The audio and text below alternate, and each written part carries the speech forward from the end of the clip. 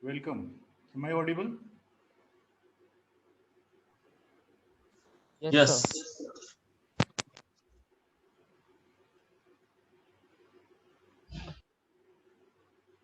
So, you have any questions regarding previous classes and anything else also regarding your study? Anything you can ask. And did you get the PDF of last class? Yes, sir. The one that you sent on Telegram, right? Yes, I have sent you the two PDF there. One was the NIOS material. That was an extra reading about federation or federalism, and one the prepared notes regarding federal system, what we have taken discussed in the class based on that only. So both for extra reading, you can whatever the NIOS material I have shared for extra reading, that is for generating analytical abilities. Okay, so that is also important. And whatever I have shared the materials that contains analytical thinking or analytical points. Apart from analytical points, you will get factual point also in our materials. So reading both will suffice along with the classroom discussions. And if you are getting any issues, any trouble understanding those topics or anything out of that topic or any other topics, so you can discuss or you can raise the questions. If you don't understand, you can raise the questions on that group also. Okay. So based on what we have studied there, so I just want to know whether you have understood the things or got the things very clearly or not. So there was a questions previous years in you can say UPSC, and it was asking about the discuss the nature of Indian Constitution.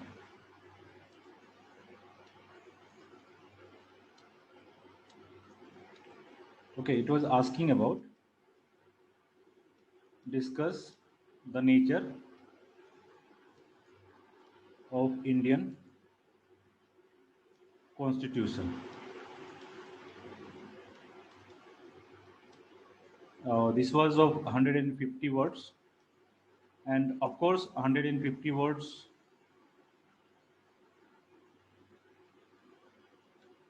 is of 10 marks. So, can you tell some of the points? I would request you to please switch off the videos. Okay, so don't on video. Somebody has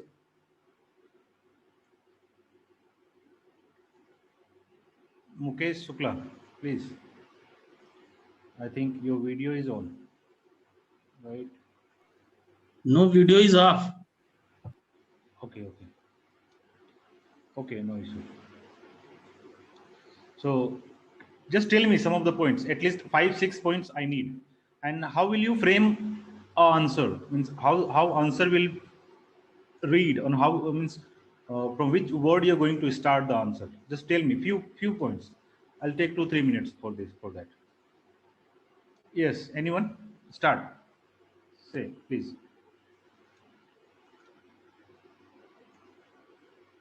Yes, Mamta. Yes, sir. Give some of the points. Say, Sir, yes. sir, it is a written constitution. It is a synthesis of rigid and flexible constitution. Okay. Yeah.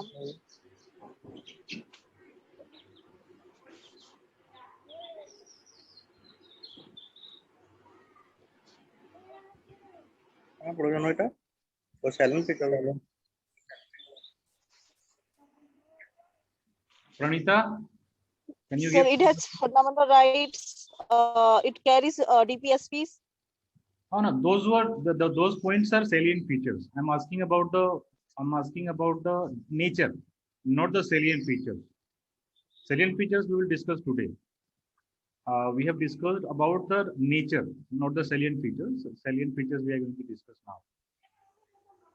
Dipankar, Okay. can you give some of the points? Yes, sir.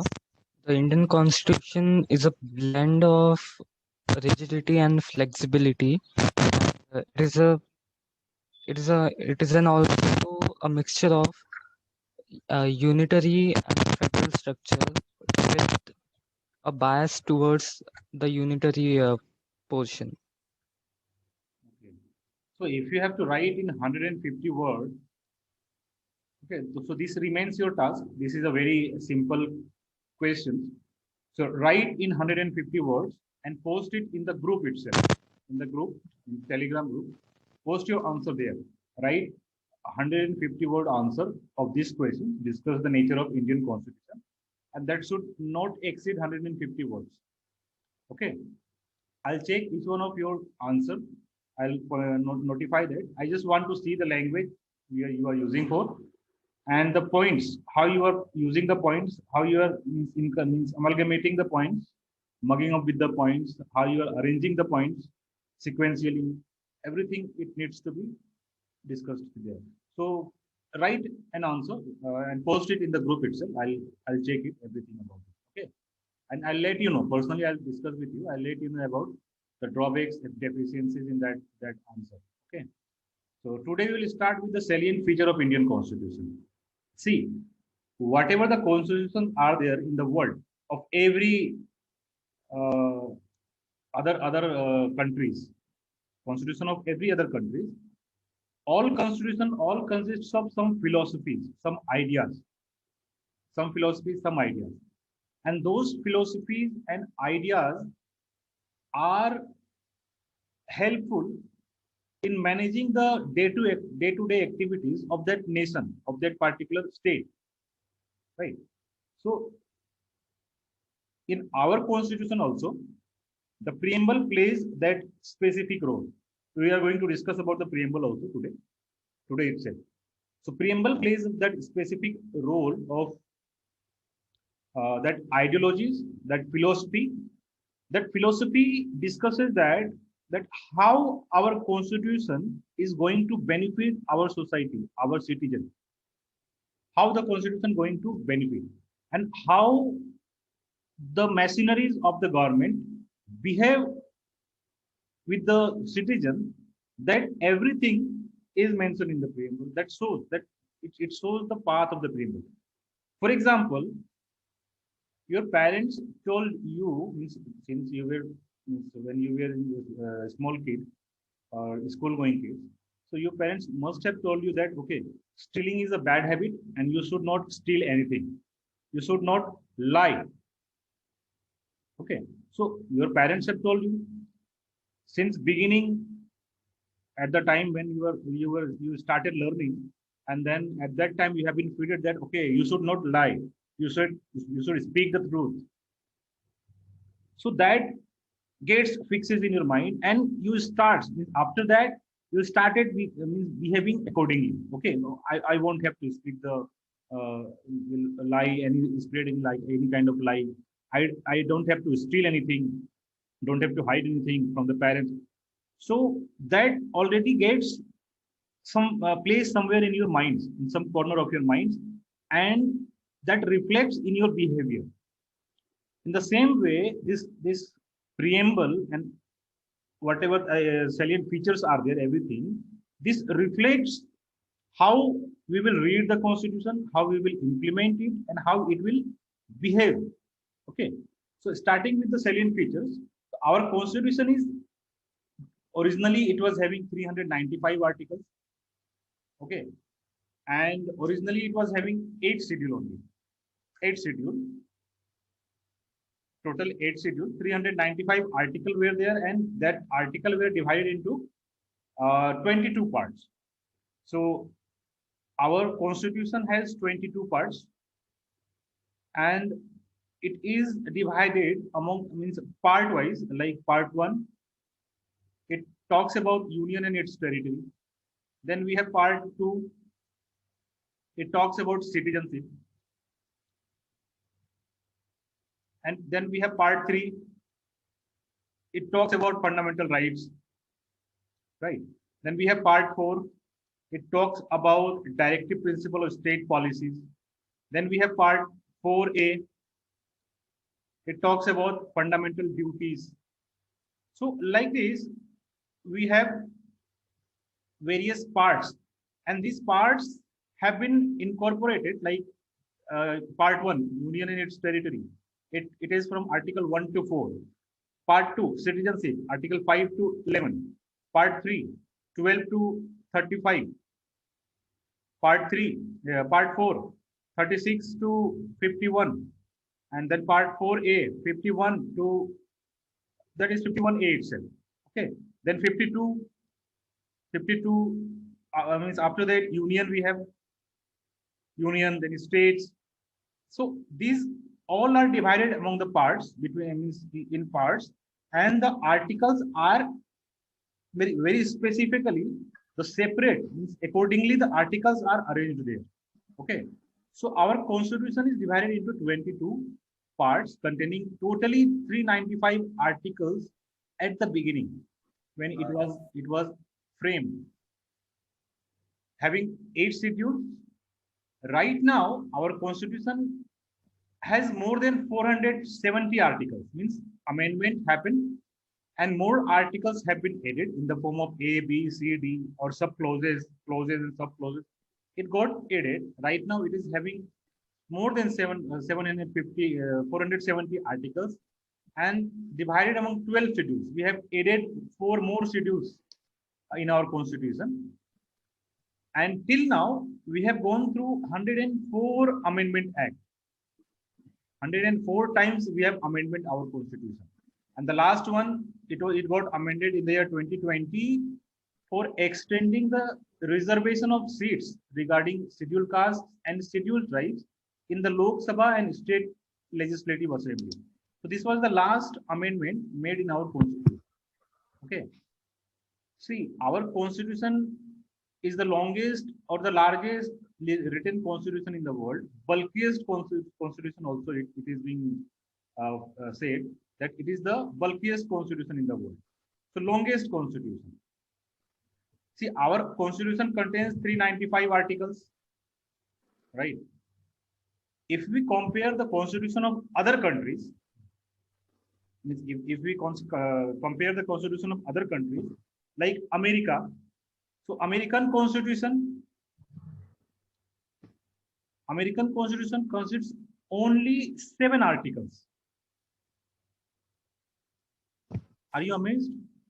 Entire America is running with these 7 articles only. Australian constitution, Australia, it has 128 articles. In Australia, it has 128 articles. Canadian. Okay, so please mute your videos from your side. Anvesh, yes. Canada.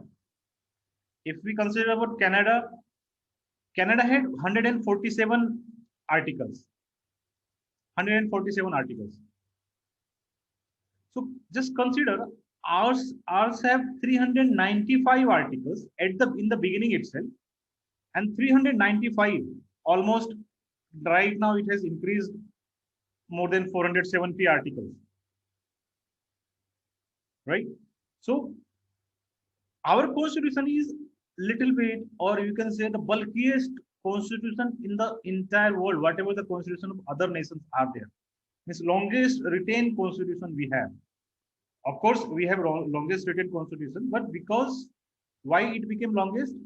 Because of all structures, whatever the structures we have incorporated in our constitution, all structures have been taken from the Government of India Act 1935.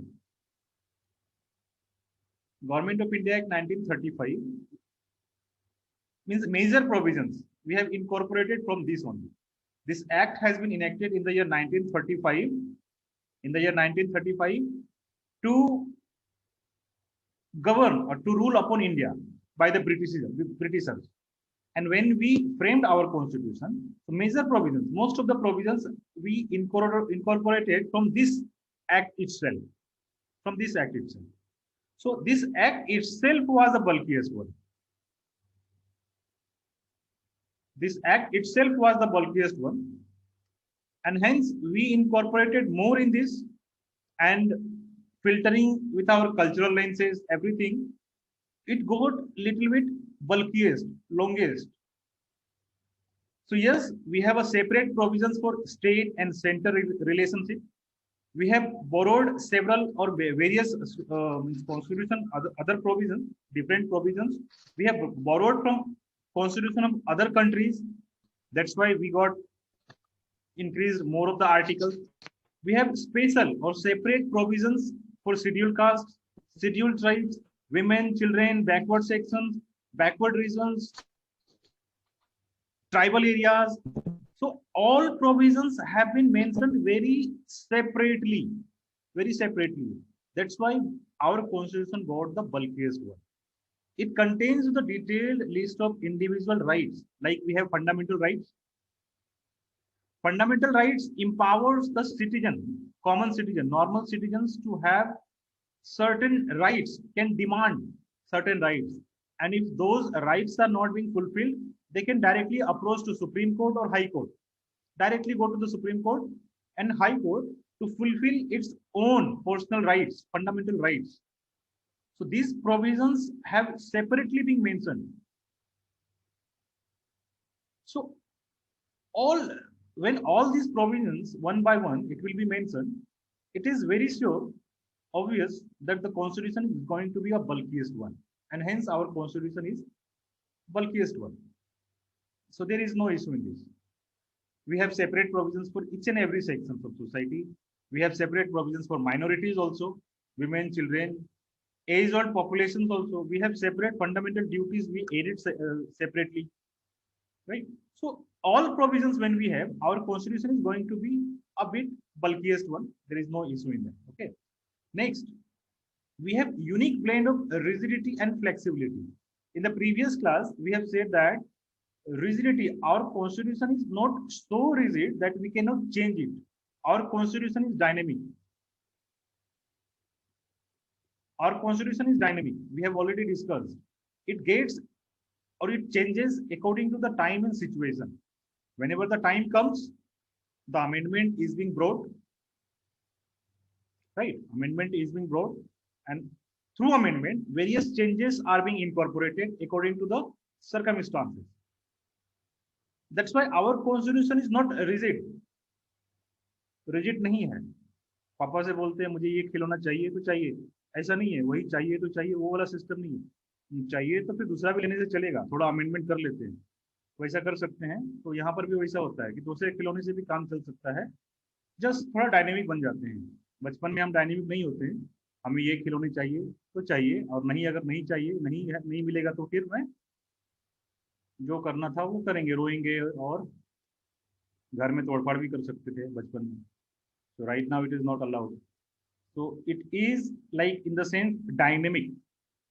Our constitution is more of a dynamic in nature, and it incorporates the features of flexibility. It has flexibility. Whenever the time comes, it becomes very dynamic. Whenever the time comes, it becomes rigid also. You cannot easily amend. Amending provisions are also not very easily. Easily it cannot be amended. Some parts can be amended by ordinary lawmaking procedures. Like when I said Article 3. So when any states are being divided into two parts or are being bifurcated into two parts, at that time there is no amendment of the constitution required. And this is ordinary process. Ordinary process of parliament through which the states are being bifurcated. This is the ordinary process. Okay, so some of the provisions are very ordinary. Some requires special provisions. Some requires absolute majority. Absolute majority. So certain provisions can be amended only when a bill for that purpose is passed in each house of parliament. See, requires in both the house of parliament and by a majority of total members of that house, and by a majority of not less than 2/3 members of that house present and voting. So whenever we amend, whenever we bring changes in our constitution under Article 368 empowers the parliament to bring changes accordingly to our constitution, to each and every provisions of our constitution, anything, including preamble also, schedules also. Everything can be amended by the parliament. Article 368. So under Article 368, whenever we bring any changes, these changes require two types of majority to be fulfilled. First, it requires that two-third majority, and first it requires total membership of that house, means majority of total membership of that house. Means suppose if we are considering Rajya Sabha, so 245 members are there in Rajya Sabha, divided by 2 plus 1. So whatever it will,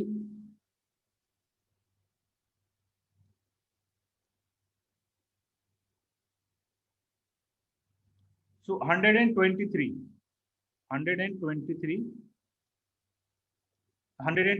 it requires, divided by 2 plus 1.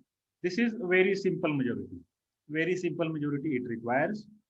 And after that, it requires a special majority, two-third of 245 should be present. Two-third of 245 should be present. Then only they should vote and discuss. Then only it can be deemed to be passed, right?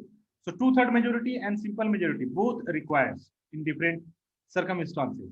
So our constitution is not so easy to amend, and at the same time it is not so rigid to bring changes.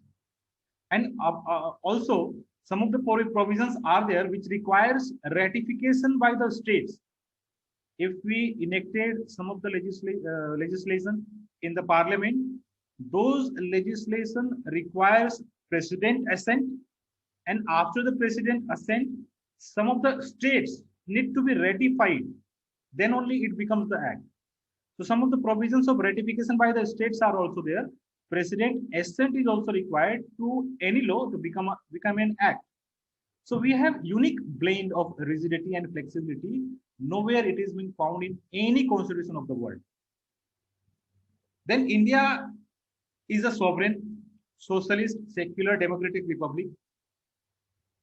This word is already mentioned, actually mentioned in the preamble, that India, we want to be sovereign, we want to be socialist, we want to be secular, we want to be democratic, and we are republic. Republic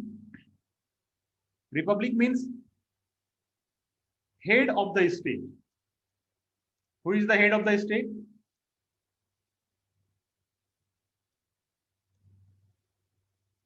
Yes, who is the head of the state? The president. Yes, right. So head of the state, president. This president should be an elected body, not a nominated body like Queen of England. This person, whoever holds the president, post of the president, he should be an elected body. And when he shall be an elected body, he is an elected, that nation represents or becomes a republic. That represents a republic. Head of the state is elected one, that means republic. So India, in Indian constitution, it is being declared that it should be sovereign, socialist, secular, democratic republic. We are going to discuss in the preamble itself. I'm not detailing it right now. So India is being governed by through its people, through its representative. We elect our representative and send them to parliament. Means basically we are regulating or ruling ourselves. To whom we want, we can elect and we can send them to parliament. Means it is the government of the people. It is being governed by the people, normal people. That's why in our preamble also it is being written that we the people of India, means all source and authority of constitution and rules and regulations, it all comes from the people of India. And hence we have government of the people. Our government is of the people. Among the people, the governments are being formed. By the people, government are being formed by the people only, and government are being formed for the people. This famous quote is by Abraham Lincoln. So he said, means he has given the said rightly, this is for democracy. This establishes the democracy.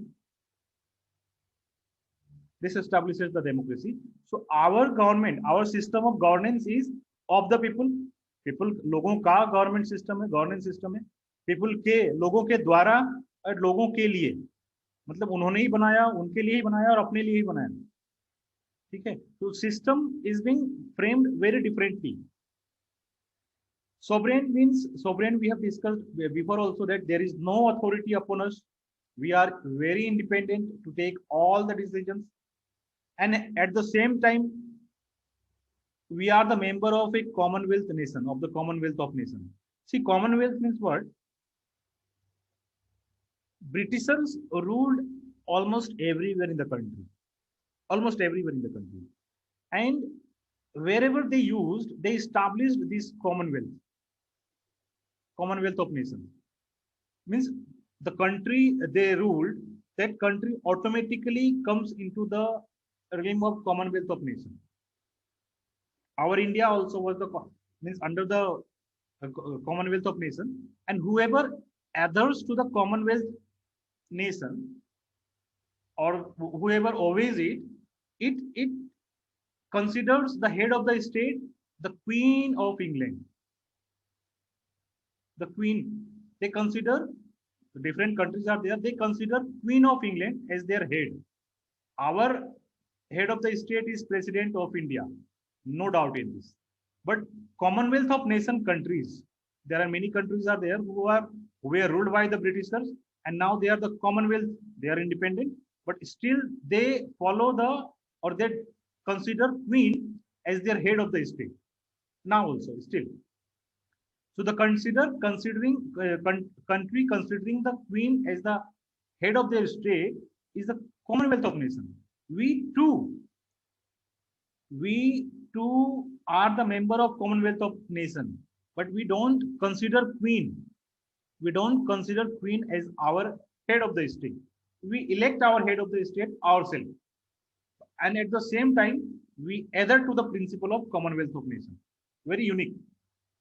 This has been explained by Pandit Nehru itself, that we will remain independent, we will remain sovereign. We are not being dependent on any person. And at the same time, we want to remain in the Commonwealth of Nations. So this is a unique system of being in the Commonwealth nation, has been given by the Pandit Jawaharlal Nehru itself, which is being still it is being continuing. Okay. Socialist is being added by the 42nd Amendment Act. We will see in this preamble also. Secular also is being amended later. Secular, socialist, secular, and integrity. These three words have been added to the preamble later on. We will see that in the preamble. We are going to discuss the preamble now only. So, and republic, what I said, president is an elected head of the state and not the monarch. We have a parliamentary system. Other is monarchy.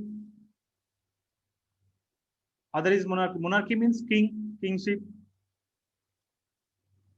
Means the head of the state is king, like Bhutan, like England. They still follow the kingship. In England, there is queen. In Bhutan, there is a king ruling entire subjects. So we don't have this monarchy system. We have parliamentary system. And this parliamentary system here means executive. Executive is the responsible person of taking all the decisions. Executive is the responsible person. Means head of the state, that is president, is responsible for taking all the decisions. And president employs, means president is here at the top, and president, under president there is a PM, and under president there is a PM, and after that there is a council of ministers of the PM. Prime ministers will be headed by the council of ministers, and this council of ministers will guide the prime minister, and ultimately they will guide the president, and all the decisions will be taken in the name of president only. Whenever we sign any sort of international bilateral treaties, any sort of treaties, prime minister, even if the prime minister signs it, but prime minister signs on behalf of the president, in the name of the president. Prime minister never signs on its name. So executive person is president, and the executive is responsible for legislature and remains in power as long as he enjoys the confidence of the legislature. The president of India, who remains in office for 5 years, is the nominal titular head or constitutional head, executive person. He is the executive person. He is the main executive person, and he empowers prime ministers to take all decisions, executing anything in the country. So the real executive becomes the prime minister. So prime minister is the real executive.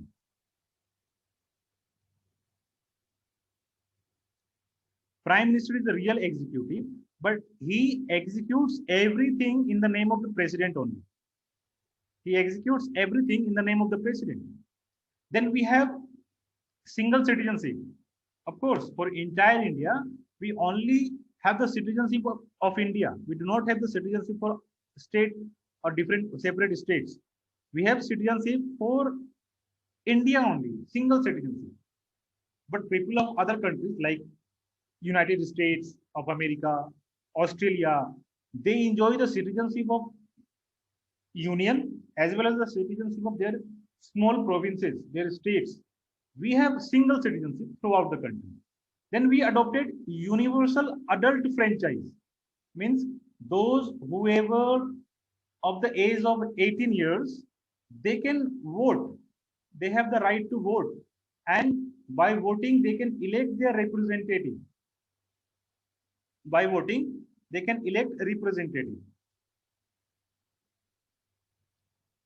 By voting they can elect their representative. So these rights are being given to the person who are above 18 years of age. So whoever, when you are, or you may be, some of you may be 18 years of age, or some of you may become 18 years of age some few times later on in the coming years. So when you will be 18 years of age, you will be eligible to vote. And when you will be eligible to vote, you will feel yourself empowered. Okay, I can now elect representative and I can send them to parliament. So this is, we adopted universal adult franchise. At the time of independence, there was only 28 persons who can vote.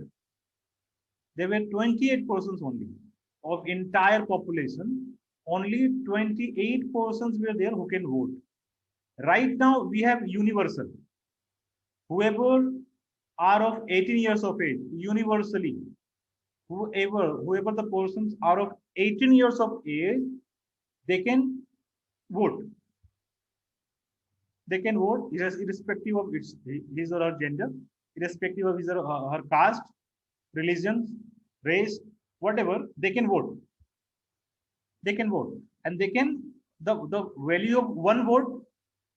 One person has one vote only. One person has one vote. One person can vote only once in that particular system. Means one person, value of the vote of one person is one vote. And every 18 years of age, they can vote. Then we have independent and integrated judicial system. So we have Supreme Court at the top, and then we have High Court at, means in each of the states. And then we have, means below the High Court, we have district courts. Below the district courts, we have session courts, metropolitan session courts. We have session courts, metropolitan courts. Okay.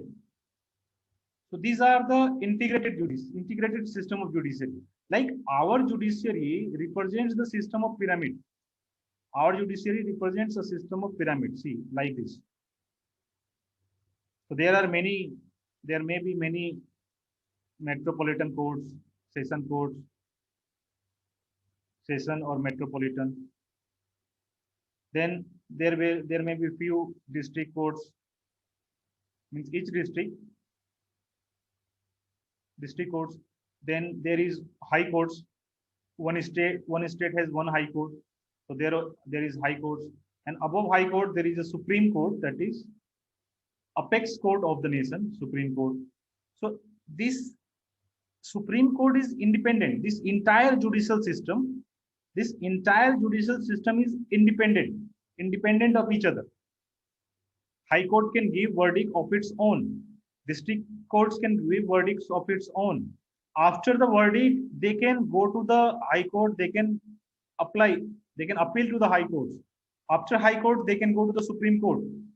Okay, so session courts, district courts, then high court, then Supreme Court. So there is a step, we can go to the Supreme Court, right? So one by one, we directly, means for any case, we cannot directly go to the Supreme Court. For any case, unless our fundamental rights are not being violated. So we have to go through steps. After session court, we can go to the district court. District court, we can go to the high courts. From high courts, we can go to the Supreme Court. Like this, we have the steps. And at the same time, each and every courts are individually very independent to give verdict. So there is no interference of neither executive nor the parliamentarians, legislators. All are independent. Means it has a complete separation of power. And they are independent, and at the same time they are integrated. Means we can session court to high district court to high court to Supreme Court. These courts are integrated. So we have the independent courts, and at the same time we have integrated system of judiciary also.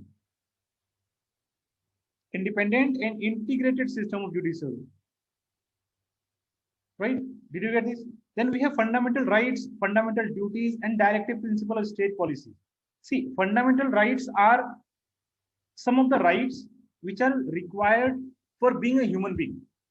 If you are a human, अगर आप आदमी में पैदा हुए हैं, तो आपको कुछ certain rights होनी चाहिए. You must need certain rights to survive. अगर आदमी में पैदा हुए और आदमी बनकर पैदा हुए और आपको अगर जानवरों की तरह राइट्स दिया जाए तो सरवाइव नहीं कर पाएंगे. Means no one can survive. So आदमी की तरह पैदा हुए हैं और आदमी के जैसा ही हमें राइट्स दिया जाए for being a human, and whatever the fundamental rights are there, like clean food, clean environment of dwelling, all fundamental rights जो जीने के लिए, जिंदा रहने के लिए किसी आदमी को जरूरी है, वो फंडामेंटल राइट्स है. एंड वो फंडामेंटल राइट्स सभी को उपलब्ध होनी चाहिए. एंड ये चीज जो है, ये फंडामेंटल राइट्स हमारे कॉन्स्टिट्यूशन में भी मेंशन किया हुआ है. तो वी हैव फंडामेंटल राइट्स. हमें अगर कुछ अधिकार दिए हुए हैं, कुछ राइट्स हमें अगर मिला हुआ है, we get some of the fundamental rights from the constitution, and at the same time we must adhere some of the duties towards the state, towards the nation. देश के प्रति हमारा कुछ ड्यूटी भी बनता है. तो वो ड्यूटी जो है आर्टिकल 51A में मेंशन किया हुआ है. 51A में टोटल 11 ड्यूटीज हैं. 11 ड्यूटीज हैं, हम पढ़ेंगे इसके बारे में. टोटल 11 ड्यूटीज हैं जो article 51A is being mentioned in article 51A. ये these fundamental rights are not absolute. Absolute कहने का मतलब ये है कि अगर हमें मिला है कि we have right to free speech and expression, article 19.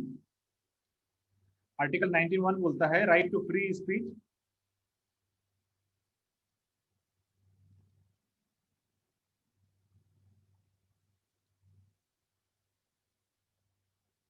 Right to free speech and expression. मतलब हमें अपनी बातों को कहने का, लिखने का, वीडियो के माध्यम से दिखाने का पूरा अधिकार है. पेपर, न्यूज़पेपर के अधिकार जो है, हम डेली न्यूज़पेपर पढ़ते हैं और न्यूज़पेपर में अलग अलग तरह के खबरें, अलग अलग तरह के न्यूज़ इंफॉर्मेशन हमें मिलती हैं. तो वो इसी आर्टिकल के तहत हमारे पास आती है कि ये आर्टिकल न्यूज़पेपर वालों को इंपावर करता है कि या आप इंपावर्ड हैं, आप ये न्यूज़ लोगों तक पहुंचा सकते हैं, तो वो हमारे तक लाते हैं, वो इसमें लिखते हैं। सो आर्टिकल 19(1) हमें ये बोलता है कि आपके मन में अगर कुछ है, आप अगर कुछ सोच रहे हैं, तो आप उसको बोल करके किसी दूसरे को समझा सकते हैं। दूसरे को समझाइए, फ्री स्पीच है, एक्सप्रेशन करके समझा सकते हैं। Expression can be in the form of videos, audio, everything, in the form of actions, reactions, body language, it can be anything. आप फ्री हैं, आप बोल सकते हैं, आप अपनी एक्सप्रेशंस को लोगों तक दिखा सकते हैं। You are free to do anything, but at the same time आपको पूरा फ्रीडम नहीं है।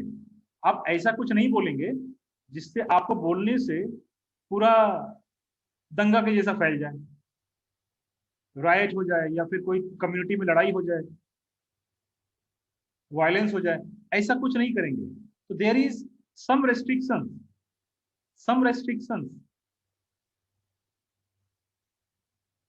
सम रेस्ट्रिक्शंस भी हैं हमारे फ्री स्पीच एंड एक्सप्रेशन में, कुछ रेस्ट्रिक्शंस हैं। इसी का मतलब हुआ कि हमारा फंडामेंटल राइट्स जो है एब्सोल्यूट नहीं है, हम फ्री नहीं है कि कुछ भी कर सकते हैं। We have some of the restriction, और हमें उसी रेस्ट्रिक्शन, उसी दायरे में रह करके हमें सब कुछ बोलना बताना पड़ेगा। Everything we need to discuss being in that framework. We cannot be independent and absolute. Our fundamental rights cannot be very absolute, and hence when we have been allotted the fundamental rights, हमें अगर कुछ अधिकार अगर दिया गया है through constitution, तो हमें कुछ प्रिंसिपल्स भी फॉलो करने होते हैं देश के प्रति, और वो फंडामेंटल ड्यूटीज में मेंशन किया हुआ है।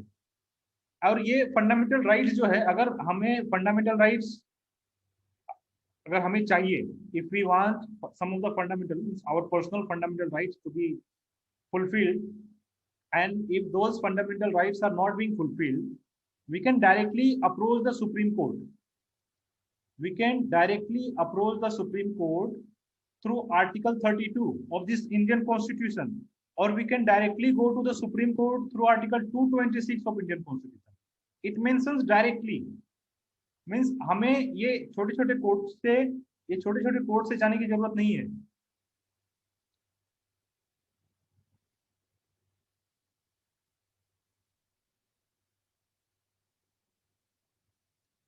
हेलो, आवाज आ रही? Yes sir. हाँ आ रही आवाज। स्क्रीन बंद हो गया था क्या? स्क्रीन बंद हो गया था। हाँ। ओके, सो अंडर आर्टिकल 32 हम डायरेक्टली सुप्रीम कोर्ट जा सकते हैं, और अंडर आर्टिकल 226 हम डायरेक्टली हाई कोर्ट जा सकते हैं, अगर हमारा फंडामेंटल राइट जो है अगर फुलफिल नहीं हुआ तो। सो constitution empowers us to fulfill all our fundamental rights, and fundamental rights the governments are bound to fulfill. Government जो है बाध्य है हमारे सभी फंडामेंटल राइट्स को फुलफिल करना, गवर्नमेंट का ड्यूटी है। And this, if the government are not fulfilling our fundamental rights, we can directly approach the Supreme Court or High Court to fulfill our fundamental rights. And at the same time we have directive principle of state policy. It means state जो है, state को कुछ power दिए गए हैं, वो power जो है स्टेट को वेलफेयर की तरफ बढ़ाने के लिए, डेवलपमेंट कार्य करने के लिए, the work of development towards humanity, building roads, infrastructures, providing facilities to poor sections of the society, women, children, old age persons. ये सब जो काम है, एक एक करके ये काम फुलफिल करने का जो रिस्पॉन्सिबिलिटी है, ये गवर्नमेंट को दिया गया, and government has this responsibilities under directive principle of state policies. All these responsibilities of the government are being mentioned, but problem is that if the government does not fulfill those promises, we cannot directly approach to the any court, we cannot go to the court directly. It means fundamental rights are enforceable, fundamental rights are enforceable in the court of law, but these directive principles are not enforceable in the courts of law. तो अगर कोई government road नहीं बनाए तो हम directly court के पास नहीं जा सकते हैं। हम एट द टाइम हम क्या करेंगे कि 5 साल के बाद उस इंसान को जिसको हमने रिप्रेजेंट करके गवर्नमेंट बनाया है उसको हम क्या करेंगे, रिजेक्ट कर देंगे। इस बार नेक्स्ट टाइम उसको नहीं चुनेंगे और वैसे को चुनेंगे जो हमारे लिए रोड बनाए, हमारे लिए पीने के पानी की व्यवस्था कर दे, है ना, वाईफाई फ्री कर दे।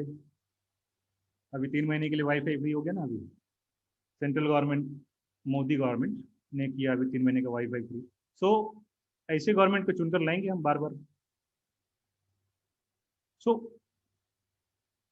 we cannot go to the any court, go to any court to enforce the directive principle of state policy, but at the same time we can go to the court to enforce the rights, fundamental rights, fundamental rights. So fundamental rights are enforceable in the court of law, ये दिमाग में रखिए, fundamental rights are enforceable in the court of law and directive principle of state policy is not at all enforceable in the court of law, not at all enforceable. Okay, and the fundamental duties, these are also not enforceable in the court of law. अगर आपको duty, आपको कहा गया है कि राष्ट्रीय झंडा, national flag का सम्मान करना चाहिए, है ना, राष्ट्रीय गान, नेशनल एंथम, क्या है नेशनल एंथम? वंदे मातरम या जन गण मन?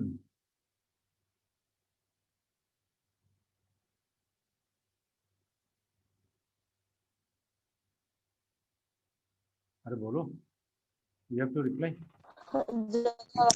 जन गण मन। हाँ, जन गण मन। अगर हम जब मूवी थिएटर में जाते हैं और जन गण मन बजता है तो we can stand, we have the duty to stand up while being played Jana Gana Mana on the screen, but we are not enforced to stand up. That is not required at all. Legally, that is not required. So if we want to stand, we can stand. If we do not want to stand, we are not. We cannot. So nobody can legally enforce us to stand. So एक बार क्या हुआ, केरला में दो बच्चे थे, एक parents थे, उनके दो बच्चे थे, सन एंड डॉटर।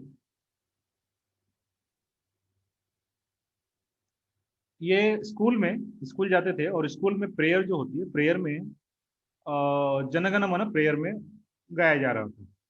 तो ये लोग क्या थे, खड़े थे प्रेयर में। Of course prayer on the ground में खड़े होकर प्रेयर करना पड़ता है। they were standing very straight and in the attention position, खड़े थे, but they were not singing, जन गण मन नहीं गा रहे थे। तो टीचर इनको बार बार आके फोर्स कर रहे थे कि please sing, you have to sing, you have to learn. तो बहुत दिन हो गया, 2-3 महीने तक इनको ऑब्जर्व किया गया, ये दोनों गा ही नहीं रहे, दोनों नहीं गा रहे। तो फिर इन दोनों को प्रिंसिपल ऑफिस में बुलाया गया, कि प्रिंसिपल को बताया गया, प्रिंसिपल ऑफिस में बुलाया गया, इन दोनों को बोला गया कि you just do you know our national anthem Jana Gana मन? तो इन लोगों ने बोला यस सर और मैम, हमें आती है। तो बोला कि प्लीज गाइए। तो उन लोगों ने वहां गाकर सुनाया, पूरा एग्जैक्ट लाइन बाय लाइन गाकर सुनाया, and to the surprise they know exactly. But फिर उनसे पूछा गया कि why were you not singing in the assembly? जब प्रेयर होता था तो उस समय क्यों नहीं गा रहे थे आप लोग? तो इन्होंने कहा कि हमारे पेरेंट्स ने हमें मना किया है, हमारे पेरेंट्स ने हमें मना किया है गाने के लिए। तो पेरेंट्स ने मना किया है गाने के लिए, तो क्या किया, अब पेरेंट्स को बुलाया गया। तो पेरेंट्स ने डायरेक्टली बोला कि ओके, हम नहीं बताएंगे, मतलब हम अपने बच्चों से जन गण मन नहीं गवाएंगे, हमारे बच्चे जन गण मन नहीं गाएंगे। Means our children will not play और not sing Jana Gana Mana, and whatever you want you are free to do. तो क्या किया गया, उनके बच्चे को स्कूल से निकाल दिया गया, स्कूल से ही निकाल दिया गया, सस्पेंड कुछ नहीं, स्कूल से ही रस्टिकेट कर दिया उनको। तो that parent went to the supreme court directly, that parent, क्योंकि fundamental rights of means right to education is a fundamental right now, right to education is a fundamental right, और उनको education देने से school ही जो है मना कर रहा है। तो that parent directly went to the supreme Court. Supreme Court, he was the lawyer, directly went to the Supreme Court. तो सुप्रीम कोर्ट में ये सब बातें आई सामने, तो सुप्रीम कोर्ट ने स्कूल को पेनलाइज किया. You can not rusticate if the person not singing national anthem. It does not mean you can rusticate. The child or both the children are standing in a silent position or in a attention position. They are not disturbing others. But if means only they are not singing for, you cannot penalize them. You cannot rusticate them from the school. So वो है fundamental duty. अगर हमें duty करना है, duty निभानी है हमें अपने आप में, वी कैन. और that duty is not enforceable in the court of law. अगर वो ड्यूटी कोर्ट ऑफ लॉ में इन्फोर्सेबल होता, कोर्ट ऑफ लॉ में अगर ये इन्फोर्सेबल होता, तो वो दो बच्चे जो थे और उनके पेरेंट्स जो थे वो पेनलाइज हो जाते, उनको कुछ ना कुछ सजा हो जाती, कुछ ना कुछ दिनों के लिए हो जाती सजा हो जाती. लेकिन नहीं हुआ ऐसा, क्योंकि कोर्ट ऑफ लॉ में फंडामेंटल ड्यूटीज जो है वो इन्फोर्सेबल नहीं है. तो ये लीगली बाइंडिंग नहीं है कि हम खड़े हों, बट सम्मान के लिए खड़े हो सकते हैं. हम अपने मम्मी पापा का सम्मान करते हैं, that's why we touch their feet. But at the same time that is not nowhere means nowhere it is written that you must have to touch your parents' feet, you must have to respect your parents, your teachers, your elderly ones. Nowhere it is being written, but still we do out of respect. That becomes our duty. And at the same time, this is also one of the duties. Those duties are being mentioned in the fundamental duties in our constitution.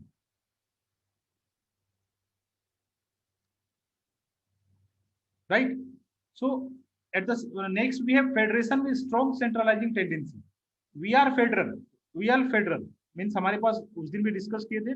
We have already discussed about federation. Means we have a center and the states are being created. Other center created the states. Center created the states, and these states, if the center wants, they can destroy these states, or they can bifurcate this one state into two parts. Like lastly, it happened to the Telangana, bifurcated from the state of Andhra Pradesh. Okay, so it happens. The center can destruct, or center can destroy the states into two parts, three parts, four parts. Whatever the parts it wants, they can divide and bifurcate. The state cannot bifurcate itself, or state cannot destruct or destroy the center. So the theme here is our states are destructible. Our states are destructible with indestructible union. Union cannot be destructed. Union cannot be divided. So India is an indestructible union with destructible states, means it acquires a unitary character during the time of emergency. Hence, some experts call it a quasi-federal in nature. We have already discussed this, right? Right? Then we have balancing parliamentary supremacy with judicial review. So Article 13 of Indian Constitution says that any law made in India or created by the Parliament, if those laws are inconsistent, means not inconsistent with the Constitution, if those laws, rules and regulations are not inconsistent with the Constitution, the judiciary, the Supreme Court and High Court have the power to declare that law void, unconstitutional under Article 13. So this Article 13 gives judicial review power to Supreme Court or High Court. Judicial review power to judiciary. Judicial review power. So Article 13 empowers judiciary. We will discuss word by word when we will studying this fundamental rights, what Article 13 says and what is the meaning of Article 12 also. We will be discussing it. So judicial review. So Article 13 empowers the court to have judicial review of any law enacted by the Parliament, and if those laws are being consistent with the Constitution, harmonization with the Constitution, that sustains, and if that goes against the Constitution, that is being declared void, null, unconstitutional by the Supreme Court or even High Court also. So that we have balancing Means this judicial system means this court plays a role of watchdog. Court plays a role of watchdog over parliament, or in return parliament also plays a role of watchdog over supreme court or the court judicial system. So इसका मतलब है कि सभी जो हैं एक दूसरे के ऊपर वॉच कर रहे हैं और ये बैलेंस बना करके रखते हैं, ठीक है, ये बैलेंस बना करके रखा जाता है. So balancing act is there. Judicial review, we have three organs of the government, executive, legislature and judiciary. These are the three organs of a state. किसी स्टेट में ये तीन ऑर्गन होना जरूरी है, होनी जरूरी है. अगर आपने वो बुक पढ़ी होगी एनसीईआरटी की जो मैंने शेयर किया था, वर्किंग ऑफ इंडियन कॉन्स्टिट्यूशन, इसमें with all details, with some hypothetical examples are being explained, these three terms, executive, legislature and judiciary, and how they are dependent upon each other and how they act, check and balance upon each other. So these three organs keep check and balance upon each other. Executive keeps check and balance on the judiciary and legislature on executive, judiciary and legislature and executive. So all these are intertwined to have check and balance upon each other. So we have balancing act in parliamentary affairs and also judicial review and execution. Everything our constitution empowers to be or to have check and balance upon each other's actions. So these are the features, unique features of, or salient features, we can say salient features of Indian Constitution.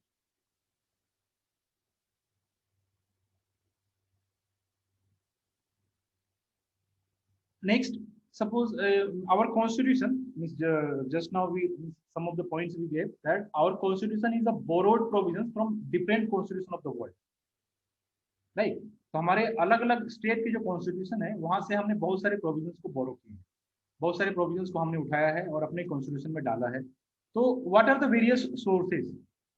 वो अलग अलग sources क्या है जहां से हमने अपनी constitution में वो पार्ट्स को उठाया है. तो हमने उसको दो सोर्स में डिवाइड किया है, ठीक है. तो the source of Indian constitution include the imaginative aspirations of the nationalist leaders.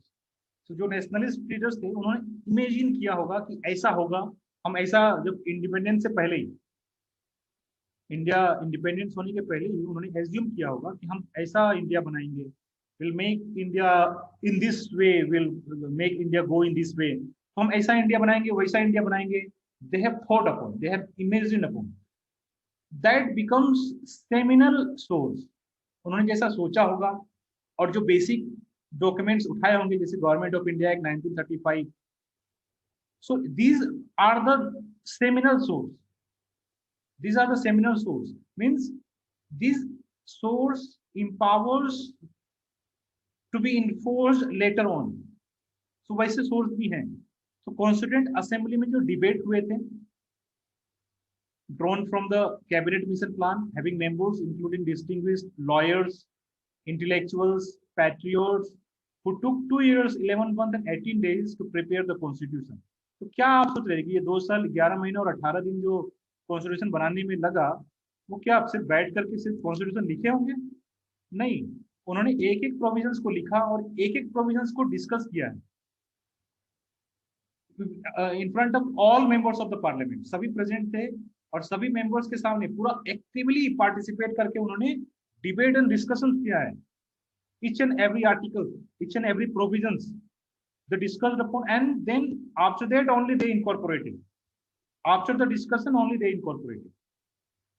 So they were the lawyers studied from abroad. Dr. Ambedkar still was the lawyer, was the chairman of the drafting committee. Intellectuals from different arenas, different areas, different fields, patriots, all they were in the Constituent Assembly. They all had various types of debates and discussions. For example, Nehru report. Nehru report, the Nehru presented in the parliament on 11th of December 1946, that objective resolution, Nehru report.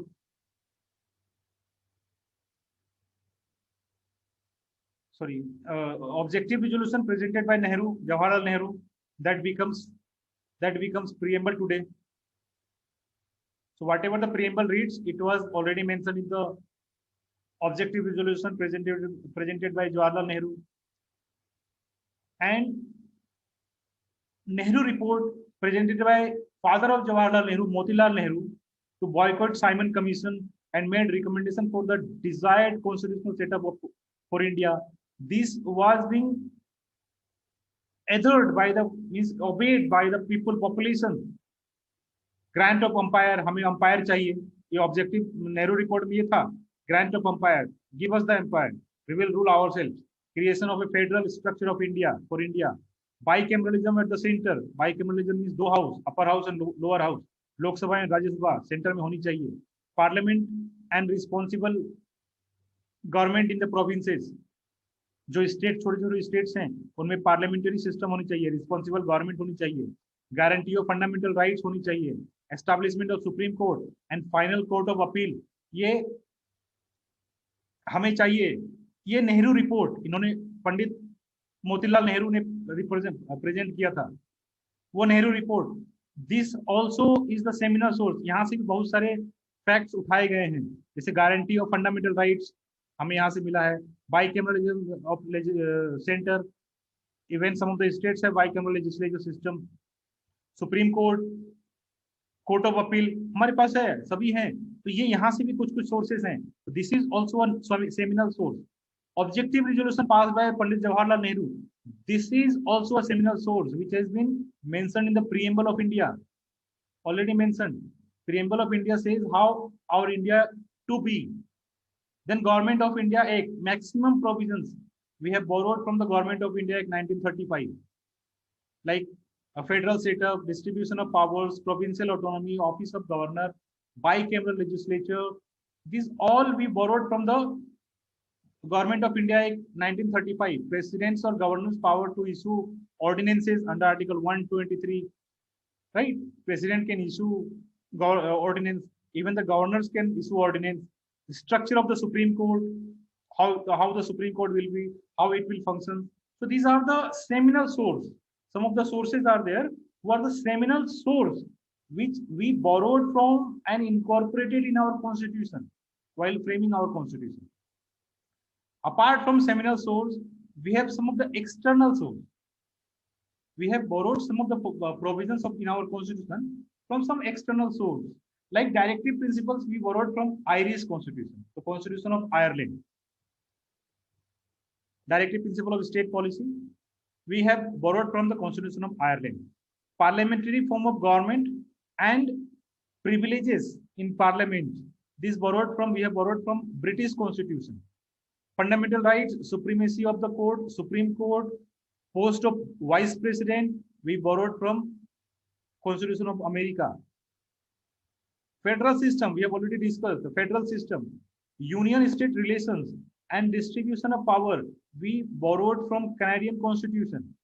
Australian Constitution हमने concurrent list को borrow किया है. Provision of trade and commerce जो हमारी Constitution में already है. Article 255 के 252 से लेकर के 256 तक, whatever. So these all we have borrowed from Australian Constitution. Emergency provisions we have borrowed from German Constitution. German Constitution को Weimar Constitution of the Germany बोलते हैं हम इसको. Weimar Constitution of Germany. तो जर्मन और Weimar Constitution से हमने emergency provisions को borrow किया हुआ है. So these are the external sources जहां से हमने कॉन्स्टिट्यूशन को बोरो किया है. Apart from seminal source and external source, we do have some of the developmental source. Developmental source जहां से हमने कुछ प्रोविजंस को बोरो किए हुए हैं. तो डेवलपमेंटल सोर्स में जैसे इंडियन कॉन्स्टिट्यूशन इज डायनेमिक. हम जो भी अमेंडमेंट करते हैं, जो जुडिशियल रिव्यू होता है सुप्रीम कोर्ट का, हाई कोर्ट्स का, पॉलिटिकल प्रैक्टिसेस जैसे incorporation of code of conduct, अगर जब इलेक्शंस होते हैं उस समय हम कोड ऑफ कंडक्ट इंप्लीमेंट करते हैं. दोस code implementation or framing of those code and conduct, political practices, parliamentary statutes, rules, regulations, ordinances, and the developmental, these all are the developmental sources of the constitution. जैसे जैसे धीरे धीरे changes आते हैं वैसे वैसे हम उसमें अमेंड करके incorporate कर लेते हैं. We bring changes to the constitution. These are the developmental sources of our constitution. Then we bring amendment. So till 2020 we have brought 104 amendments. 104 पर हमने कॉन्स्टिट्यूशन को अमेंड कर लिया है. और ये अमेंडमेंट जो था SC STs को, अभी मैंने शुरू में बताया, ये SC STs को प्रिविलेज देने के लिए पार्लियामेंट्री में उनको उनका सीट कंफर्म करने के लिए पार्लियामेंट में. और जो एंग्लो इंडियंस होते थे, जो लोकसभा में 2 एंग्लो इंडियंस होते थे, लोकसभा में 2 एंग्लो इंडियंस होते थे और राज्यसभा में 12, नॉट एंग्लो इंडियंस, 12. ये 2 एंग्लो इंडियंस जो हैं वो प्रेसिडेंट अपॉइंट करता था, appointed by president.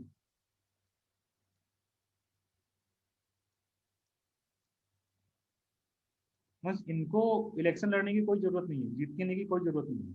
President directly इनको अपॉइंट करता था. बीइंग एंग्लो इंडियंस मीन्स ये प्रोविजन इसलिए लाया गया था क्योंकि कुछ ब्रिटिशर्स जो थे, जब ब्रिटिशर्स हमारे इंडिया को इंडिपेंडेंट करके जब यहाँ से चले गए, इंडिपेंडेंस छोड़ गए, तो some of the Britishers were there who doesn't want to go back to Britain. They want to remain in India itself. They want to reside in India itself. So we declared them Anglo Indians and to have their representations into the parliament. अगर वो election लड़ेंगे तो ऐसे ही नहीं जीतेंगे, क्योंकि entire India, the population of India was against of them because they ruled over 200 years and that too in a brutal sense, brutal way. So Indians तो ऐसे अगेंस्ट होंगे उनके, तो वो तो वोट करके उनको जिताएंगे नहीं. तो ऐसा प्रोविजन रखा गया कि हम कुछ एंग्लो इंडियंस को इलेक्ट करके, नॉमिनेट करके, प्रेसिडेंट उनको नॉमिनेट करेगा और पार्लियामेंट में भेजेगा. तो लोकसभा में दो एंग्लो इंडियंस का प्रोविजन था, जो 2020 में इस अमेंडमेंट 104th अमेंडमेंट से उसको डिलीट कर दिया गया. सो अब एंग्लो इंडियंस का अपॉइंटमेंट प्रेसिडेंट नहीं करेगा. And 12 members the president still can appoint in the Rajya Sabha having expertise in the different fields like culture, art. ठीक है, तो Sachin Tendulkar, Paresh Rawal, then Rekha, they all being appointed by the president into the Rajya Sabha. ये लोग recently Ranjan Gogoi also. Okay, so good, Ranjan Gogoi also. So these are the provisions. 12 persons जो है having expertise into the different fields.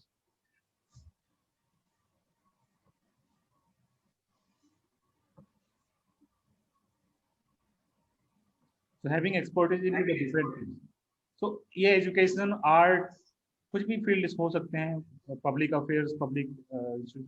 तो ये इनको 12 persons को president appoint करता है. तो ये प्रोविजन जो लोकसभा वाला प्रोविजन था, इसको 2020 में डिलीट कर दिया गया, हटा दिया गया. So that was through 104th constitutional amendment act. 104th constitutional amendment act, right. So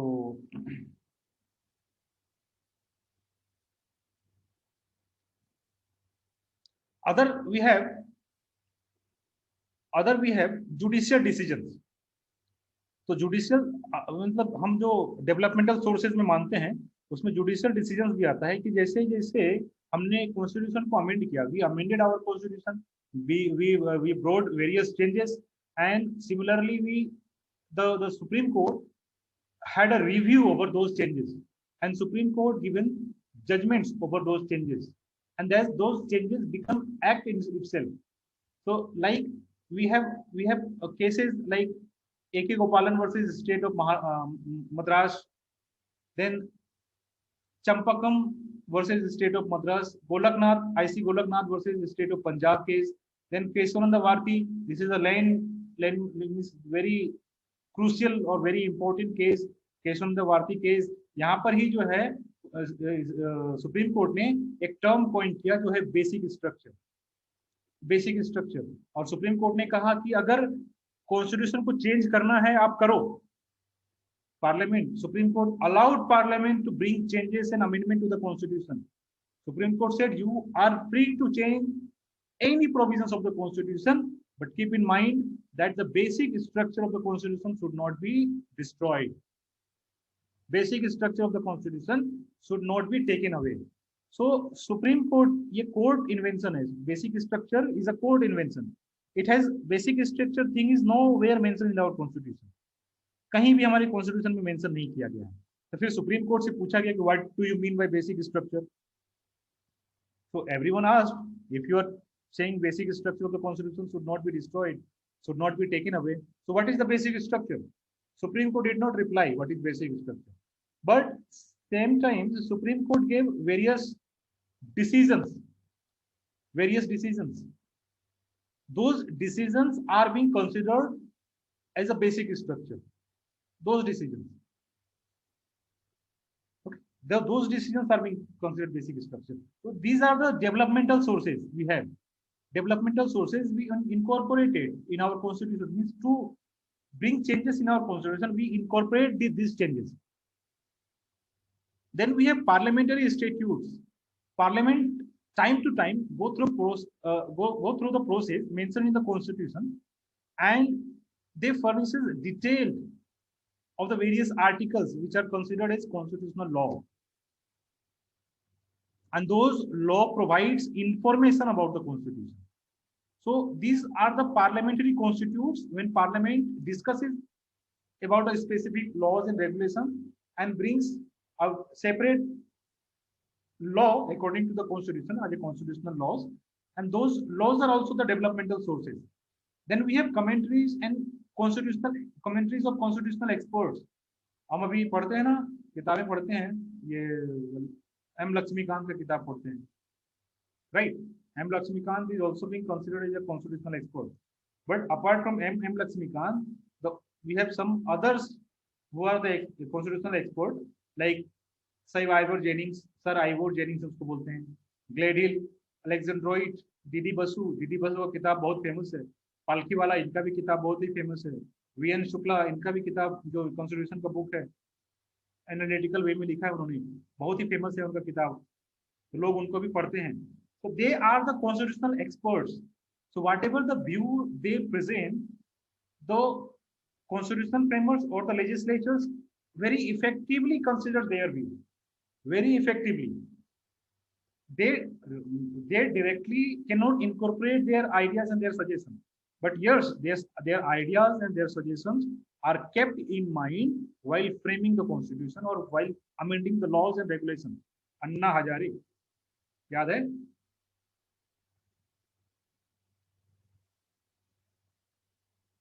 याद है अन्ना हजारे ने फास्ट अंटिल डेथ ये किया था, धरना प्रदर्शन किया था. He started protesting against Lokpal और लोकायुक्तास. So he protested against Lokpal and Lokayuktas. Now he is, I think, underground. He is not in the news also. So Anna Hazare और इनके प्रेशर में आके गवर्नमेंट ने लोकपाल और लोकायुक्त क्रिएट किया. In 2016 में finally Lokpal and Lokayukta appoint किया गया, फाइनली 1 जनवरी 2016 को. सो अन्ना हजारे इनको भी बोल सकते हैं भाई आप भी रिवोल्यूशनिस्ट हो. So one of the expert, उसी तरह ये भी एक्सपर्ट है. They give ideas, they give views, and accordingly the parliament enacts law and regulation.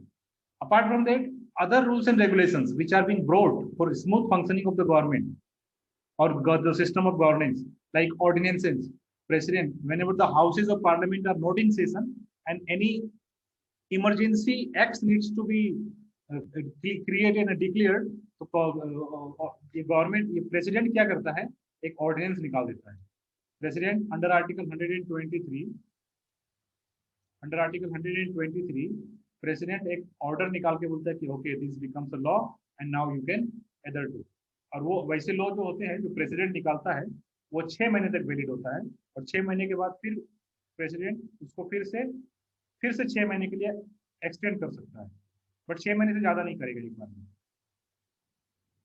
तो कुछ कुछ कॉन्स्टिट्यूशनल सब्जेक्ट्स हैं जो अभी तक बनाए नहीं गए हैं, उसके ऊपर प्रेसिडेंट ऑर्डिनेंस निकाल सकता है।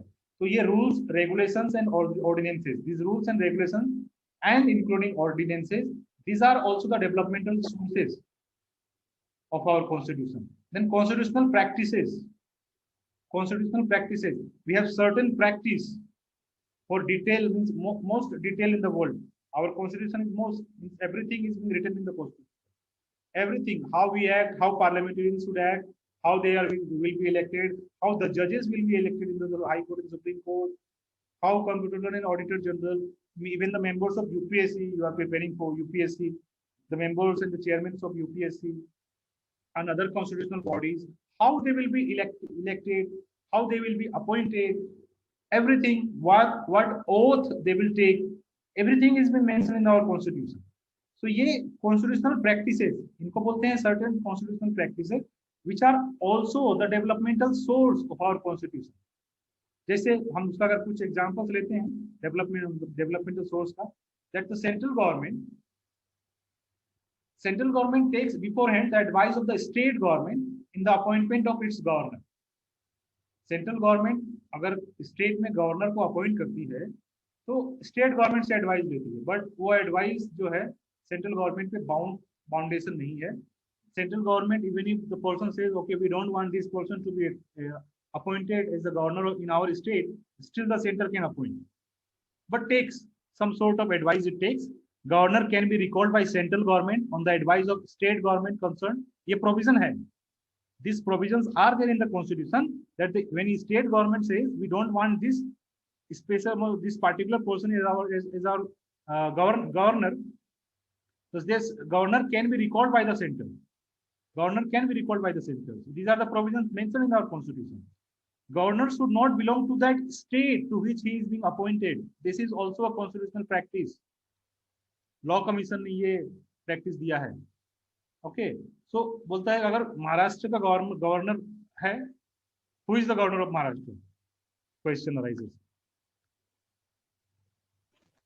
बोलो कोई तो बोलो. सिंह कोश्यारी. हाँ,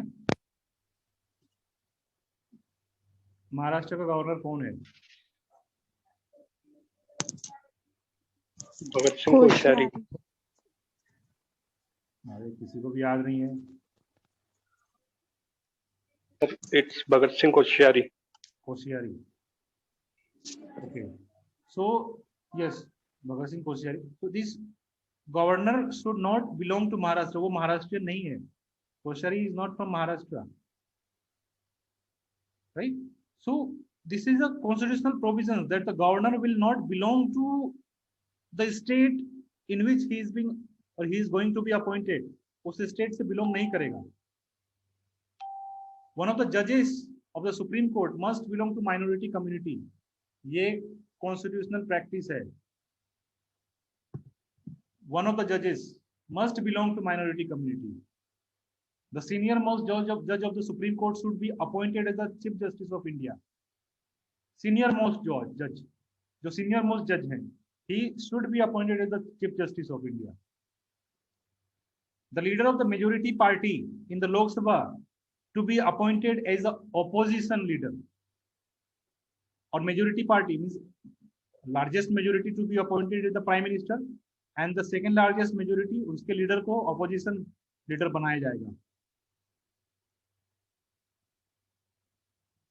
तो जिसके पास हाईएस्ट मेजोरिटी होगा उसके लीडर को प्राइम मिनिस्टर बनाया जाएगा, लाइक प्राइम मिनिस्टर मोदी, और जिसके पास सेकेंड हाईएस्ट, जिस पार्टी के पास second highest number of vote होगा, उसको ऑपोजिशन लीडर बनाया जाएगा. ओके, तो सेकेंड हाईएस्ट नंबर वोट जो है वो कांग्रेस का है. In the parliament second highest number vote जो है वो कांग्रेस पार्टी का है. बट तो प्रोविजंस हमारी कॉन्स्टिट्यूशन में दिए गए हैं, सम ऑफ द प्रोविजंस हमारी कॉन्स्टिट्यूशन में भी है कि अगर कोई भी party 10% of vote means 10% members of total membership, जितना भी हाउस का मेंबरशिप है ना, अगर मान लो लोकसभा का मानते हैं तो 545, तो टोटल मेंबरशिप का अगर 10% होगा, तो वो पार्टी अगर 10% सिक्योर करेगा सीट, तभी उसको अपोजिशन लीडर बनाया जाएगा। 10% सीट उस पार्टी के पास होनी चाहिए टोटल मेंबरशिप का, तभी उसको अपोजिशन लीडर बनाया जाएगा। बट कांग्रेस के पास इतनी सीट नहीं है, बट लीगली कांग्रेस को अपोजिशन लीडर नहीं बनाया गया है, but that constitutional practices says that Congress is the opposition leader in parliament. Okay, so these were the salient features of our constitution. Do you have any questions regarding this? Any questions? Just raise your question. Or did you, means if you did not understand any of the points, just tell me, I'll make you understand. Yes, anyone?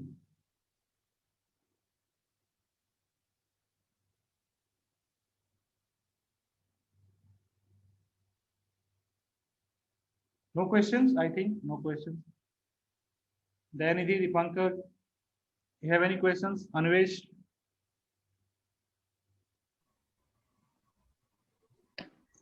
Sir, Yes. so that Commonwealth British monarchy point, I didn't understand that. See, Commonwealth is Commonwealth of Nations, we say. Commonwealth of Nations. So the country the Britishers ruled upon, जितने भी देशों में Britishers ने rule किया है, all it becomes, all automatically it comes into the Commonwealth of Nations. वो सारे countries जो हैं वो कॉमनवेल्थ ऑफ नेशन में आते हैं, वो सारी country automatically comes in the Commonwealth of Nation. जितने भी कंट्री में ब्रिटिशर्स ने रूल किया है, this all country comes to the belongs to the Commonwealth of Nation. तो ऐसा कहा जाता है कि जो भी कंट्रीज हैं, पहले तो अगर countries are under the Britishers, तो they should adhere the queen, they should obey the queen as its head of the state, they should obey the queen as its head of the state. Like Australia still obeys or considers the queen as the head of its state. Australia still obeys queen as the head of its state. But Okay, but sir, in India we don't. We made it very clear at the time of independence only, and at the time of framing the constitution only, that we will not completely other, that we are sovereign state, we are completely sovereign, and we will be depending ourselves, means will be depending upon us, will not other to any person, anybody else. So we will make everything ourselves, everything. We will be dependent, will not be dependent upon any country, neither on queen, neither on any. That's why we are sovereign. We declare ourselves sovereign. But at the same time, Nehru said that, okay, we will be a member of Commonwealth. We will obey everything of the Commonwealth, but will not consider Queen as our head of the state. Head of the state nahi manenge unko. Okay, sir. So this is the unique system Pandit Nehru incorporated here. We will not be actively the member. At the same time, we will participate in the Commonwealth of Nations. Sir, Yes. Sir, what is the role of REITs, in the point to independent and integrated judiciary? Okay. See, independent and integrated judiciary. Suppose you get any issues, like अगर कोई आपके जमीन पे कब्जा कर लिया, if somebody taken away your land, so what will you do? You will go to the police station.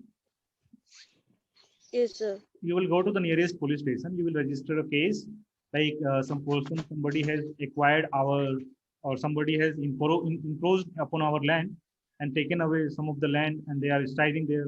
So what the police will do? Inspector has the duty to investigate that means whatever you are saying, whatever the allegations you are putting against some particular person, that inspector will investigate everything, and that inspector will submit that issue, that case to the nearest court, to the nearest court. So if the case be the criminal case, that can be taken to the criminal court, and if the case will be the civil case, like the case of your land and everything, जमीन का अगर कोई case होगा तो उसको session court में ले जाएगा, क्रिमिनल होगा तो क्रिमिनल कोर्ट में ले जाएगा। ये लोअर कोर्ट्स हो गए, लोअर कोर्ट्स, सबसे लोअर लेवल पे कोर्ट्स हो गए। मेट्रोपॉलिटन सिटीज जहां पर म्यूनिसिपैलिटीज हैं, जहां पर म्यूनिसिपैलिटीज हैं वहां पर मेट्रोपॉलिटन मजिस्ट्रेट होते हैं।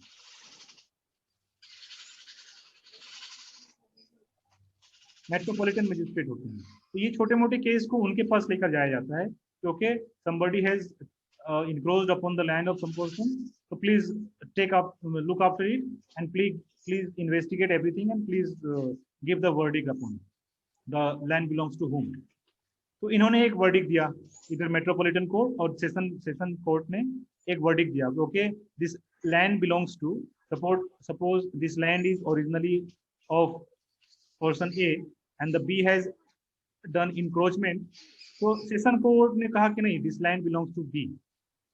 ए ने अब पहले कंप्लेन किया था कि भाई हमारा जमीन है, बी ने उसके ऊपर इंक्रोचमेंट किया है और आपने बी को कैसे दे दिया।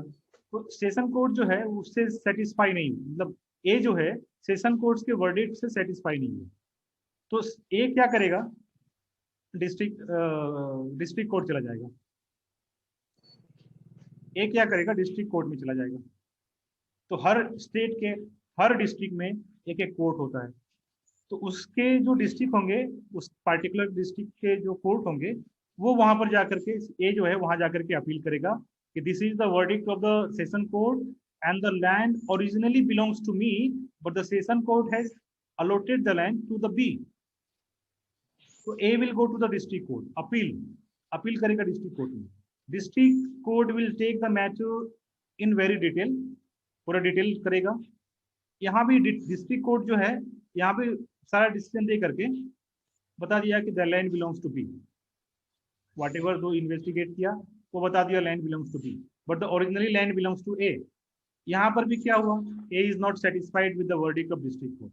अब ये क्या करेगा, A will directly go to the high court, क्योंकि डिस्ट्रिक्ट कोर्ट से ऊपर जो है वो हाई कोर्ट है। A will directly go to the high court, high court में अपील करेगा, हाई कोर्ट में अपील करेगा। तो डिस्ट्रिक्ट कोर्ट जो भी वर्डिक्ट देगा हाई कोर्ट में उसको अपील किया जाएगा। हाई कोर्ट अपील करने के बाद with the procedure, High Court will take all matters, everything one by one in very detail. High Court will investigate everything one by one in detail. And even if High Court declares that after taking all decisions, High Court declares that okay, this land belongs to A. This land belongs to A. So now A is satisfied. Now A is satisfied. Okay, the entire land came to me. And I'm now satisfied. He or she should not apply to any higher court. But even if High Court declares that the land belongs to B, जमीन जो है वो B का है, A का है ही नहीं। Actually A जो है उसमें इंक्रोचमेंट करके रह रहा था बहुत पहले से। तो A क्या करेगा, यहाँ पर A will go to the Supreme Court. Now A will go to the Supreme Court and he will appeal to the Supreme Court against the verdict given by the High Court. That High Court has given this verdict, allotted the land to the person of belonging to B, and that land does not belong to B actually. That land belongs to me. Now the Supreme Court will take the matter in detail, one by one. Supreme Court will also consider what matters the High Court have discussed, what matters the District Court have discussed, what matters the Session Court have discussed. Supreme Court will take all actions of these courts into consideration. सभी को assess करके finally supreme court जो verdict देगा वो final होगा। सो ऐसे हम court को हमारा कोर्ट जो है ये कोर्ट अपने आप में, high court is independent, session court is independent to give verdict. Session court कुछ बोल देगा, कुछ वर्डिक्ट बोल देगा और वो उसको मतलब कोर्ट के जज के ऊपर कोई केस हो जाएगा, ऐसा नहीं है। कोर्ट का जज कुछ भी बोल सकता है, कुछ भी verdict दे सकता है, that if the verdict is logical or sensible, वो verdict दे सकता है. That is independent. That means independent. The courts are independent, and at the same time, these are integrated. If one is not satisfied at the lower level, they can approach the higher level. Even if not the higher level, they can approach at the higher level, Supreme Court directly.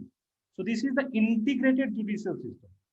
Integrated judicial system, and this judicial system is independent from others interfering in it. Got the point? Yes, sir. Sir, like my question was on reads actually, like when reads come into existence, in the case of any matter, then Any? yeah, like basically, reads are comes into existence when it comes to the fundamental rights, right? Okay, see, reads are actually that under Article 32, if anyone's fundamental rights are being violated, under Article 32, if anyone's fundamental rights are being violated, that person can directly go to the High Court or Supreme Court. High Court under Article 226 and Supreme Court under Article 32. Directly they can go. They did not need to go to the Session Court, High District Court, then High Court, then Supreme Court. So there is a provisions to go directly to High Court or Supreme Court directly. And Supreme Court will take into consideration of that person's fundamental rights are being violated. It will take into consideration. So what does Supreme Court say? Supreme Court issues a writ. Supreme Court issues a writ. So writs are of 5 kinds. Writs are of 5 kinds. We will discuss this when we'll study the fundamental rights one by one. If together we cannot go. There are 5 kinds of writs: prohibition writs, certiorari writs, quo warranto, mandamus. Okay. So these 5 kinds of writs are there, which are being issued by either Supreme Court or either High Court. And those writs belong to different issues actually. If some lower courts gives verdict, अगर मान लो कि centre state relation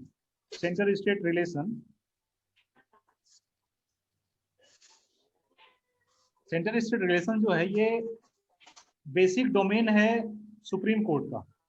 supreme Court has the right to discuss any disputes regarding centre state relation. But अगर मान लो high court ये issue को ले लिया,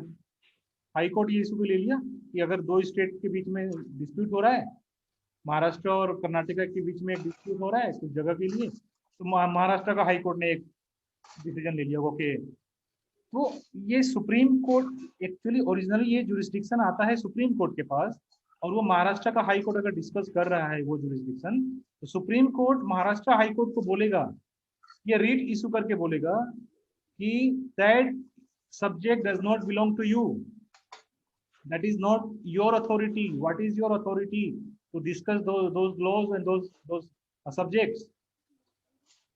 या फिर Supreme Court will ask High Court to transfer those subjects to Supreme Court. This happens. So these are the writs. Then sir, Yes. Sir, then this independentness of this court has even limitation. That's what, right? Like they have certain authority, and like including that sphere only they are going to work on. Yes, of course. They have certain courts have certain limitations. Court has limitations, and within those limitations they are independent. I just said Yes, sir. your fundamental rights has certain obligations, certain restrictions, and within that restrictions you are free to express your wills and desires and your thinking, your hobbies and everything. You are free remaining in that field, that certain domain. Like the Supreme Court also, they had certain subjects especially mentioned, especially allocated to them, and they are free to discuss, or they are free to give a verdict within those subjects only. They cannot cross their line, their boundary. So within those subjects, they are independent. Yes, sir. They are independent. Yes. Yeah, yes, sir. Thank you. Anybody else having any other questions? Any other questions?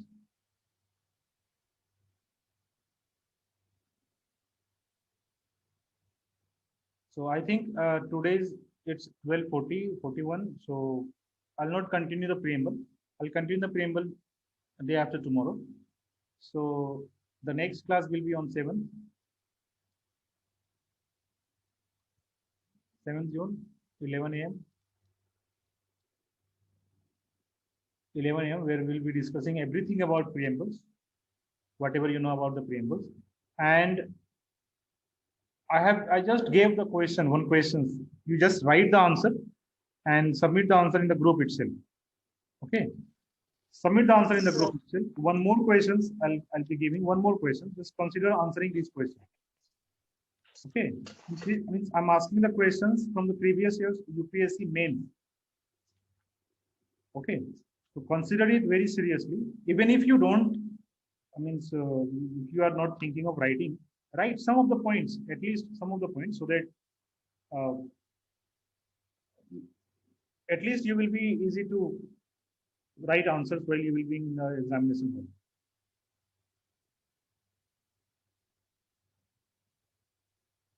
So, question is, why is India called a republic?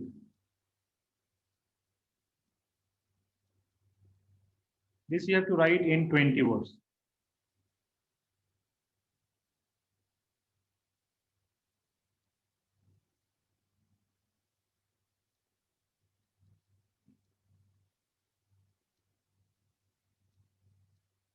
Discuss the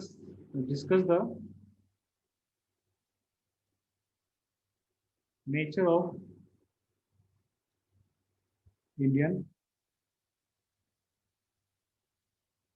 Constitution. 150 words.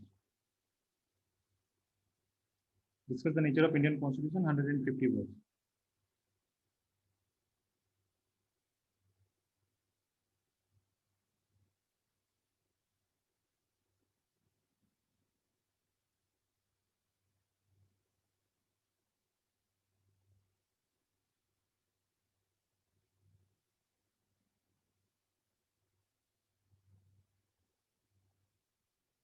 ये 150 words का है. And next question is, why is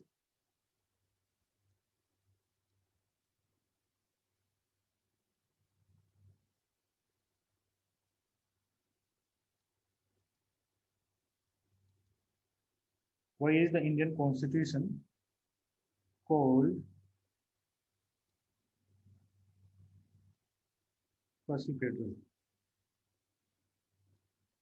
in nature? ये आपको you have to write in 30 words. So these three questions, totally 200 words. So 150 is this, 20 this, and 30 this. These are the separate questions, and these are very straightforward, factual questions. Okay. Though UPSC never asked such types of questions, earlier they used to ask when it was the 20 marks questions and 10 marks, 20 words questions or 10 words questions. Now UPSC doesn't ask such types of questions. UPSC asks the questions either to write in 150 words or 200 words. Okay. So you just try to write, at least frame or free your hand, free your mind to write something, even if you cannot arrange in language, cannot arrange in paragraph, just note down some of the points and send it to me. Okay, send it to me in the group itself, so that others can also understand that how to approach the answer writing. And finally, I'll be writing and I'll be uploading in my handwriting in the group itself. Okay. So first is your duty to write.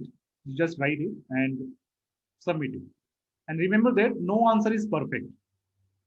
No answer is perfect. So whatever you are going to write, I'll be writing some in some improvement. I'll be bringing some improvement in that. Whatever I will be writing, someone others may bring more improvement in that. So no answer is perfect, but at least we should try to bring the 360 degrees view in answering, incorporating answers. So write these answers and just submit it. Okay. So if you have any questions, you can raise. Otherwise, we are stopping here. Okay. Okay then. Bye.